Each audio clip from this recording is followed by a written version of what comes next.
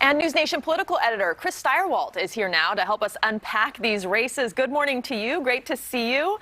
So polling shows Cheney will lose decisively because of her stance against Trump. What does her political future look like at a Republican Party which really has been forever changed by this former president? Does she potentially run as an independent, as people have been talking about, for president? Well, polling is good, but I don't know that polling says all of that exactly. What the polling look, it's very hard to poll a House race. I don't expect Cheney to win for a lot of reasons.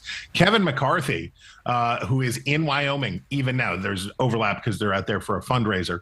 But Kevin McCarthy is himself the minority leader of the House, is out basically campaigning against Cheney in her home state. This is a vendetta. This is a grudge match. That isn't just Trump, it's the whole Republican leadership. To have a primary challenger backed by basically the party apparatus is something really significant, especially, and again, 5 years ago, if you would have said that a Cheney would be the target of the broad Republican establishment, you would say, no way, they are the broad Republican establishment. So yes, the party has changed a great deal in a relatively short period of time. I think what we have to remember, though, is that, and I was just in Wyoming, the people of Wyoming are mad at her, yes, because of their loyalty to Trump for some of them, but others because she's making the Republican Party look bad. And it can be just as simple as that in her doing what she believes is right, in her following her conscience and her doing these things, the net effect for some Republican voters in the state is, well, it's not worth it. And you need to not think about your conscience and you need to think about the party. So I think that's a big part of it. Yeah, 2016 did teach us a little something about relying on polling, I suppose. Tell us a little bit about Cheney's opponent, who has President Trump's support.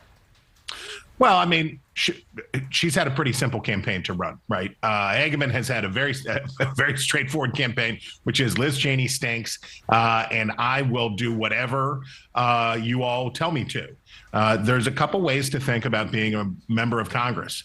One way to think about it is that you are there as to represent directly the views and feelings of your people. The other is that you're a delegate there that they chose you as a person, and that you should bring your self to that, sort of like we think about jury service. Cheney obviously feels like it's the latter. Hageman definitely thinks it's the former. Let's head to Alaska now. Another Trump critic facing a challenge from a pro-Trump candidate. Do you expect Senator Susan Murkowski to survive the primary effort there? Lisa Murkowski is very tough out. Her dad was a senator. Her dad was governor. The most effulgent example of Lisa Murkowski's strength electorally, of course, is that she actually lost a Republican primary once and won as a write-in. So she is tough. The way that Alaska's primary system works, it's everybody advances. So four would advance, but there's really only 3 candidates. And Murkowski, I expect to certainly not have any trouble getting through. The question is, will it be a flex? Will she come through and win and dominate, or will she look like she is in trouble? If she looks like she's in trouble, it will be an encouragement for donors and for Trump and for others to come back. What Murkowski would like to do is finish in such a dominant position that her critics give up and stayed out in the lower 48. Chris, so nice to talk to you. So many other questions I want to ask you, but we're out of time, so we'll catch up with you later. Thanks for joining us. You bet. Thank you for watching. Go to newsnationnow.com to find NewsNation on your television provider. And don't forget to click the red subscribe button below to get more of NewsNation's fact-driven, unbiased coverage.